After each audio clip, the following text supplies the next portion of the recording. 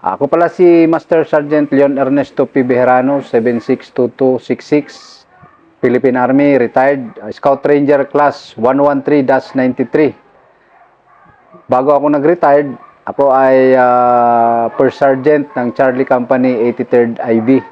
Ang hindi ko makakalimutan yung nangyari sa amin sa Sitio Karamuran, Barangay Oras, Tabaco, Albay. Taong 1998. Kung saan nadikitan namin doon yung kalaban. Anong naka-award ka doon? Ano yung award? Nakuha namin doon yung nabigyan kami ng award yung team namin noon ng ng Gold Cross medal. Paano nangyari, Master, at kailan? Paano i-detalye mo daw? Ang pangyayari noon, nagkaroon ng information na mayroon ng presence yung mga kalaban doon, na mga New People's Army doon. Tapos, nag-organize yung aming batalyon ng striker team. Kami naman ang nakuha noon para i-strikin at i-assault namin yung pwesto ng kalaban. Inihatid kami ron ng sasakyan ng civilian at naka-commando type ang ang attire namin. Pero sa kasamaang palad, naplatan kami, papunta pa lang kami sa area. Nung naplatan kami, nagtagal pa kami ng konti at nakarating kami doon mga bandang hapon na. Pero ano yung briefing sa inyo nung time na yun? Ang briefing sa amin, merong presence ng more or less mga 30 na kalaban ng NPA na under ng KSSI. Sino commander yung mga panahon? Ang commander namin noon, nung panahon na yun, si Major Amisola. Yung batalyon commander namin. Taong ano yun? 1998. At ikaw that time, anong designation? Ako, ang na-designate ako yan doon, nasa A7 kasi ako noon ng batalyon, pero bilang scout ranger nga, nakuha ako dahil positive nga yung lakad namin, ay kinuha nila ako para sumama doon sa assault operation na yun. At ako kasi palaging nagli-lead scout.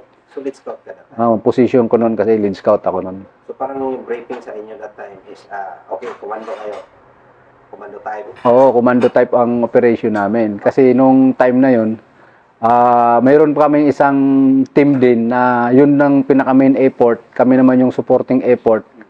Kaso lang, ang nangyari kasi doon, yung kalaban, nandun talaga yung volume ng kalaban sa lugar na napuntahan namin.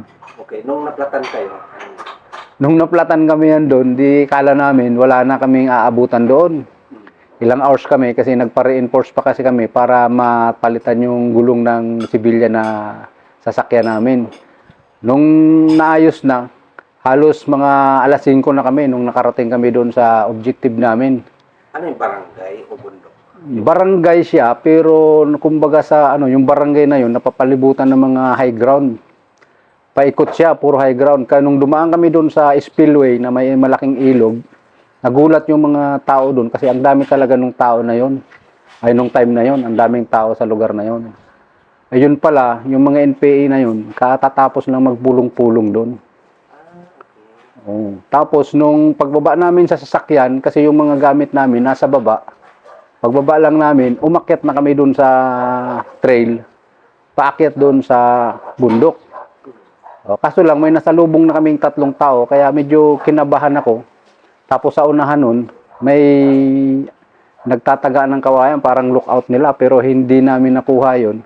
Pagsulpot namin, mga ilang meters lang doon sa binabaan namin, nandun na sila lahat sa isang maliit na kubo. So ikaw lead scout noon? Ako ang lead scout noon. Hindi pa ako makapaniwala dahil sabi ko baka ako yung tropa namin na unang dinala sa amin, yung main effort namin. Ay na nakita ko, may nakaupo doon sa upuan na kawayan, doon sa may patay na ilog. Tapos nung nakita ko yun, hinintay ko yung tropa ko. Tamang-tama, si Buddy Pasteur, nakakabady ko, siya yung guide ko, saka si Buddy Casildo, magkakatabi na kami yan doon. Napwestuhan namin ng maayos yung kalaban. Hanggang nung naramdaman nung kalaban na nandun na kami, inunahan na namin ng putok. Pagkauna namin ng putok noon, natumba na yung dalawa, pero yung isa nakagapang pa, pero yung isa natira na hanggang nadikitan na namin. Kasi bali 15 meters lang yung layo nung nung unang putok namin ni Buddy Pasteur. Anong kalaban? Anong ginagawa ng kalaban nung nadikitan niyo? paano na sila, parang nagko-consolidate na sila para mag-ano na sila, mag-move na rin sila. Kasi kuha na yun eh, nag-start na yung putukan namin nung 17:30, alas 5:30 na. Eh sa ganung lugar, medyo ano na yun, papadilim na. Ang ano na yun. Kasi anahawan yung napwestuhan nila. O pagkatapos nung matumba na yung dalawa, yung isa na iwan, yung isa na kagapang, naiwan na rin din niya yung baril niya sa gitna. Nang didikitan namin ni Pastor, si Buddy Casildo naman yung pinakuha namin ng baril. Kaya pag assault ni Buddy Casildo na kunin yung baril habang pinuputokan niya, kami naman pumuputok naman dun sa kabila. Yung ibang kasama namin, nagmaneuver na sa kaliwa, hinukupay nila yung high ground. Kaya nung nakuha na namin yung baril, nag-deploy na kami kung saan nanggagaling na yung mga putok. So maraming kalaban pa pala. Marami pang kalaban sa taas. Pero ang nangyari na kasi noon, nung nadikitan na namin yung bahay at pinasok na namin yung bahay, doon na rin kami pinuputokan ng kalaban. Yung pala, doon sa loob, may mga civilian pala silang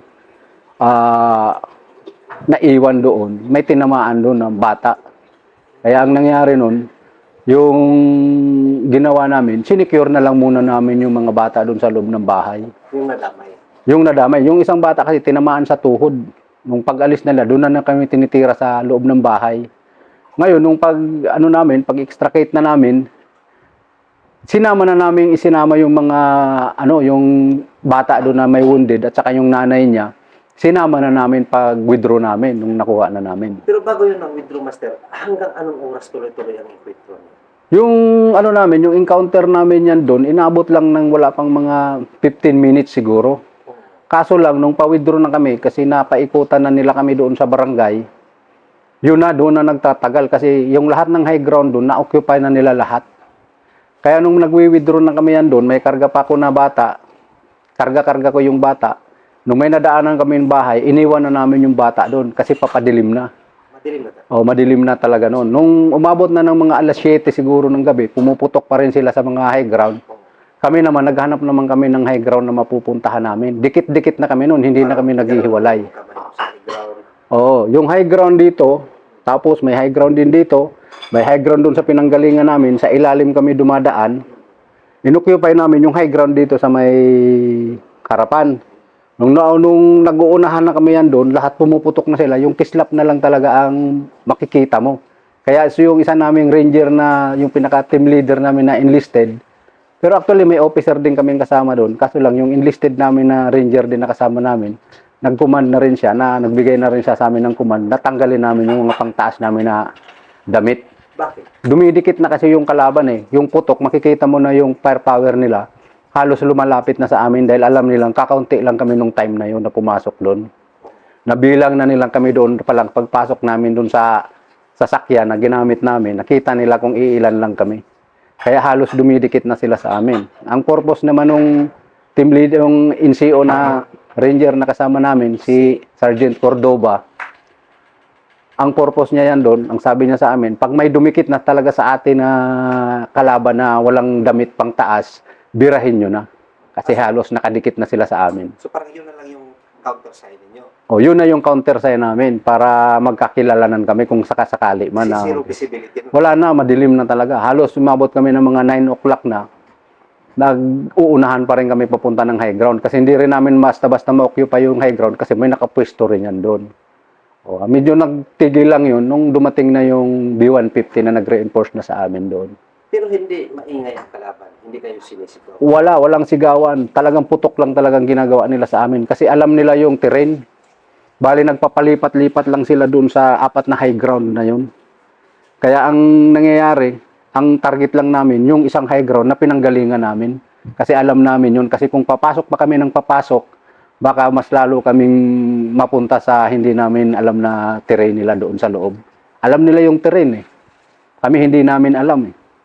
Kaya nung pag-withdraw na namin, yung pinanggalingan namin, doon kami nag-withdraw. Ilang team kayo?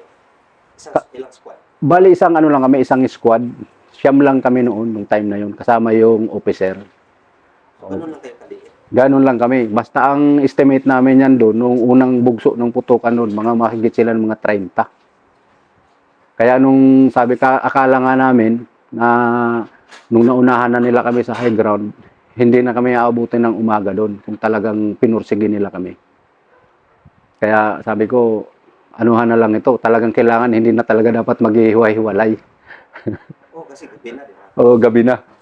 Kasi pag nakahiwalay ka na yan doon, hindi mo na malalaman kung saan ka na mapupunta doon. Kaya sabi ni Cordoba, basta hindi tayo maghiwalay, hawak lang yan dyan sa likod, sa suspender. O kaya, kasi may suspender pa naman kami, although nakahubad kami, may suspender pa man na nakasabit sa katawan namin. Kaya doon lang kami naghahawakan. Sabi niya, hubad kayo lahat. Hubad kami lahat pang taas. Para magkapkapan kami na yung may damit, kalaban na yon. Kasi dumikit na. Kaya si Buddy Casildo sumisigaw na, nandito na, nandito na. Sabi ko, patay na, ito na, sinasabi. Kaya nung pagkatapos noon, na dumating na yung reinforcement namin ng galing ng batalyon, medyo tumigil na. Naka-withdraw pa kami siguro, mga 500 meters doon sa pinangyarihan pa nung Sa encounter area. pinakahuli na encounter namin nung nag-agawan na kami doon sa high ground. Doon na sila dumating, kaya nabuhayan na kami ng loob. Mayroon ng B-150 kasi biglang nagliliwanag yung paligid eh. Kumbaga sa yung ilaw nila, yun na yung ginagamit nila, tapos pinuputukan na nila yung high ground. Mga high ground. Oo. Kaya yun ang nangyari. Pero yung kuan, yung baril, nung medyo hapon pa lang, hindi pa madali, meron na kayong recover. Meron na. Dala na namin yun. Kaya nga yung pag-withdraw na namin, lahat kami, yung baril namin, hindi na nakatutok sa, sa harapan namin. Sa taas na, sa high ground na nakatutok. Bali, nakaganyan na kami lahat. O naghahawakan kami, pero yung baril namin, nasa taas na. Kasi doon na talaga nanggagaling yung putok. Kasi nila kami, overlook nila kami doon sa high ground eh. Nung pumasok kami yan doon eh. Kasi siyempre, nung pagdating kasi namin yan doon, unexpected din na ganun yung terrain doon na inabutan namin, na puro high ground yung inabutan namin. Kasi nung pumasok kami, dire-diretso lang yung sasakyan sa daanan. Kaya, pero, nung time na yun, Master, medyo hindi kayo nalumural na o kaya baka hindi kayo maabutan ng bukas, hindi kayo marisyo kasi ang daming kalaban eh. hindi naman kami na na mawalan kami ng pag-asa kasi hindi man na nila na makikita na yung namin, yung pinupuntahan namin na direksyon kasi minimize din namin yung putok. Basta ang sabi sa amin ng team nung NCO na kasi mas yung experience yung NCO namin eh. Mas Kaya siya yung halos nagbibigay sa amin ng command. Ang sabi niya, minimize lang yung putok para hindi nakikita yung kung saan talaga tayo pumupunta. Kaya kumbaga sa puputok lang, pag medyo malapit na yung pumutok sila, saka lang namin sinasabayan. Kasi kung putok kami ng putok, malalaman talaga nila kung nasaan talaga yung pwesto namin habang nagwi-withdraw kami ng pababa. Pero, along daw habang nagwi-withdraw kayo, yung nasabi mong bata, Ay naiwan na yan doon sa unang may nadaanan kaming unang bahay na may mga sibilyan na rin kasi nagbulabog na yung nabulabog na yung sitio doon eh. Yung unang nadaanan namin na bahay, iniwanan namin yung bata doon kasama yung karga mo yun. nung una karga-karga ko yun kasi iniwanan ko na yun kasi baka madala pa namin yun, baka mas lalong mamatay yung bata doon sa namin, sa kamay namin.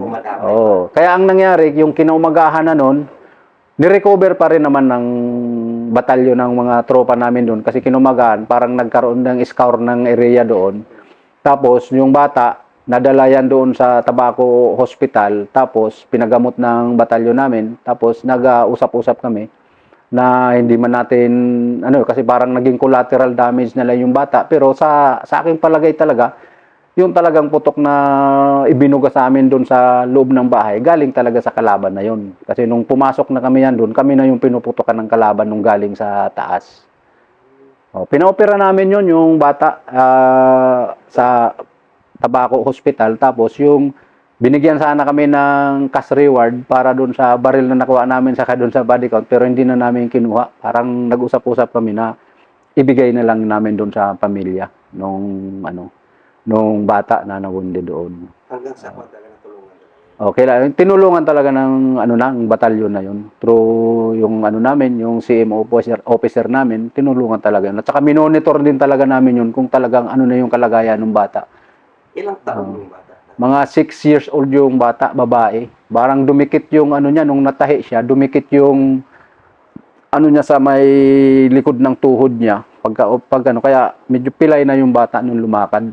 Pero kahit ganun pa man, tuloy-tuloy pa rin ang binigyan ng assistance yun, ng So, batalyon. that was 1990. 1998 yun. Ilang taon ang bata ngayon? Kaya, Ngayon, sa palagay ko, kung 6, baka may asawa na yon. May mga anak na rin yon siguro. Pero malaking pasasalamat din ang ano ang sinabi na nila yon sa amin na hindi sila napabayaan. Kasi talagang naniniwala sila na talaga yung kalaban nung time na yon ay kumbaga sa ano yung bahay nila kasi doon lang sila na parang nagko-consolidate na sila para mag-jump off na. Doon lang sila talaga nag ipon-ipon. nung panahon na yan, Master, gaano kalakas ang kalaban? Ay, nung panahon na yun, talagang pag, yung sunod-sunod kasi yung encounter yun. Kaya yung sinasabi nga kanina ni Buddy Pasteur, yung 107, halos magkadikit lang doon yung encounter nila doon na naka-recover sila ng 5 baril yata yun. Ay, 6 na baril, tapos body count sila ng 5. O, yun ang, halos magkadikit lang yun. Doon lang talaga sila naglalaro. Napakalakas talaga ng area na yun. Kasi ang nagdadala doon, sa kanila is dati ring sundalo, yung NPA na kalaban namin nung time na yon. So, Sa inyo, ilang baril nakuha niyo? ang nakuha lang namin noon, kasi yung iba kasi hindi na namin although may mga naririnig kami na nagsisigaw sila na may tama nga si kasamang ganito, hindi na namin nakuha yung iba kasi wala na, madilim na talaga eh. Kumbaga sa zero visibility na yung lugar. Kaya sabi ko nga, kung talagang magpupursige pa ako ito sinaster na maghanap pa doon, baka may malagas pa sa amin. Kaya medyo tinantanan naman namin yung na yun, yung pagpupursige na makakuha pa. Kumbaga sa hindi mo na kailangan pa yung number 1 doon, yung safety, no, lalo na yung bata. Yun ang unang naisip namin yun eh. Kaya ako kasi may karga noon, binalot ko lang ng kumot yung bata noon eh. Grabe iyak. Oo, umiiyak siya. Talagang labas talaga yung buto niya nung tinalian ko yun pagkakuha ko. Kaya sabi ko nga, buti nga nabuhay yung bata, hindi siya nawalan ng dugo. Kasi maganda naman yung pagka-bandage ko nung may kumot kasi sila doon na nandun. Yun na rin ang binalot ko sa kanya. Pakatali ko nung dulo, yung pinaka buong kumot niya na natira, yun na rin ang ginawa kong balabal niya. Kasi kumbaga sa kinumutan ko na rin yung bata pag withdraw namin. Ayun. Kaya malaking pasasalamat din namin at walang nabawa sa amin.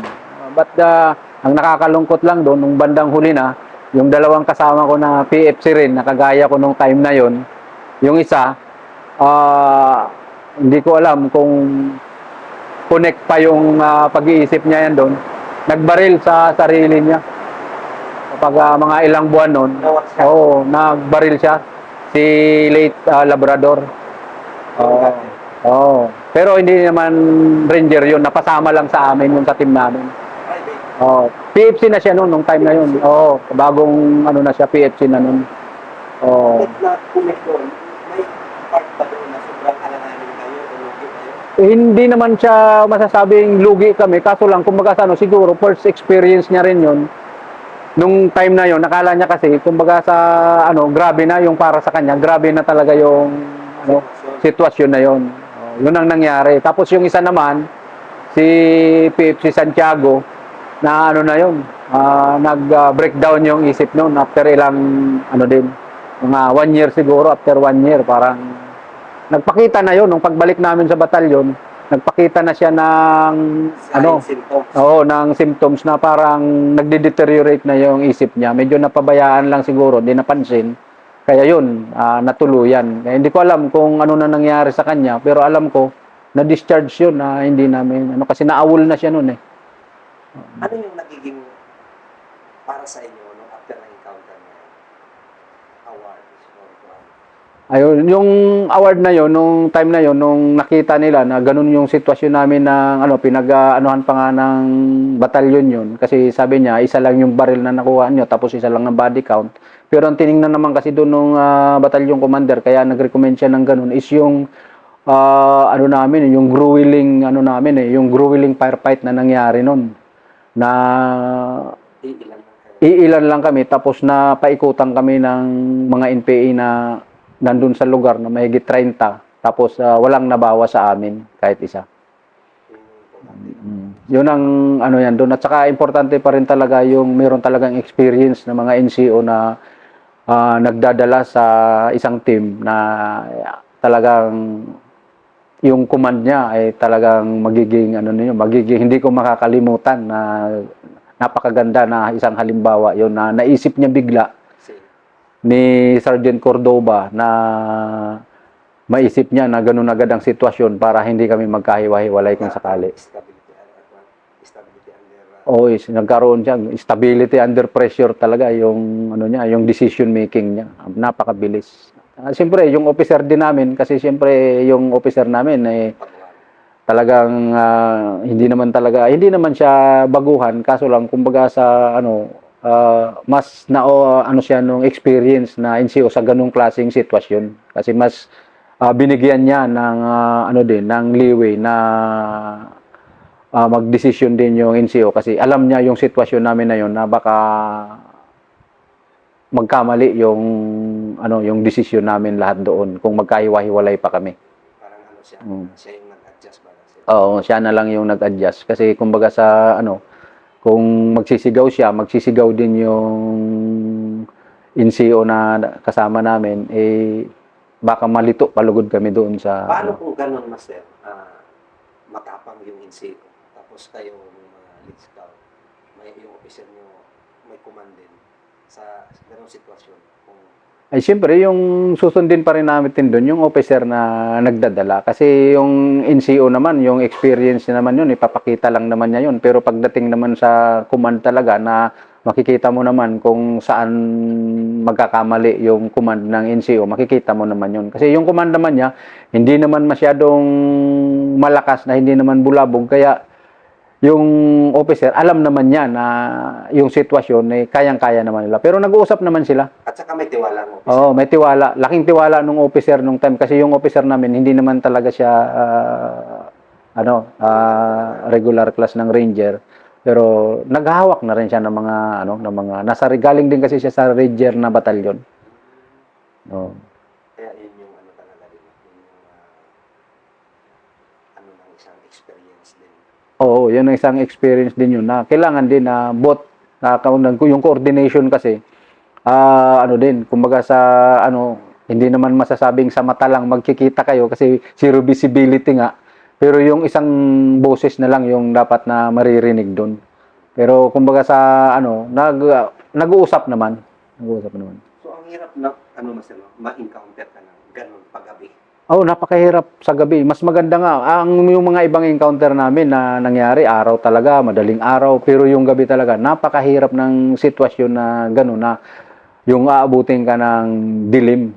Mas maganda pa yung papaliwanag kaysa yung dumilim talaga. Kaya yung assault na yon, na sinabi lang namin na assault yun, ma-assault talaga, pero unexpected na nandun sila sa ganun klaseng kasing lugar. Kaya, kumbaga sa unexpected na medyo lamang sila sa pwesto nila nung una, pero nung bandang huli, nalamangan naman namin na sila. Kasi wala man silang nakuha sa amin, wala man silang na-wounded sa amin o kaya na casualty sa amin, eh sila meron. Kaya medyo lumamang kami sa na yon, sa sitwasyon na yon. Kahit alanganin tayo. Kahit alanganin, napaka-alanganin namin. Oo, kaya may ilog pa sa may bandang kanan namin noon, may dito sa may banda kasi noon, ilog naman na yon. Hindi naman kami pwedeng pumunta doon sa may bandang ilog na yon kasi hindi namin alam kung gaano kalalim yun. At saka talagang na siya, open na. Kaya nagsiksik talaga kami doon sa pwesto nila.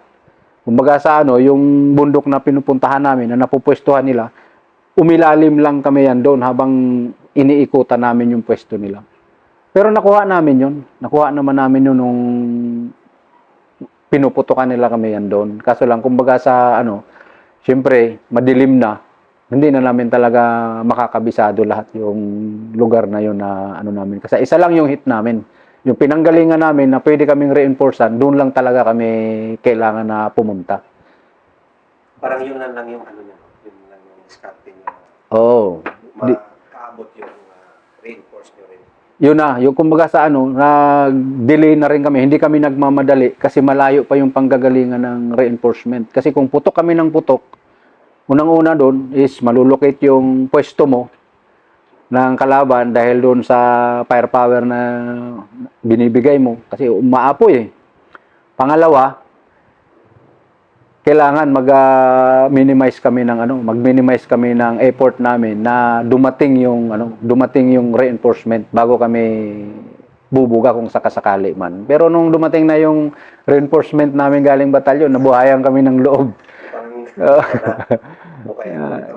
Sabi ko nga kay Buddy Pasters, yung ano kay Buddy Pasters sa Buddy Casildo, sabi ko, eto na naman, sabi ko.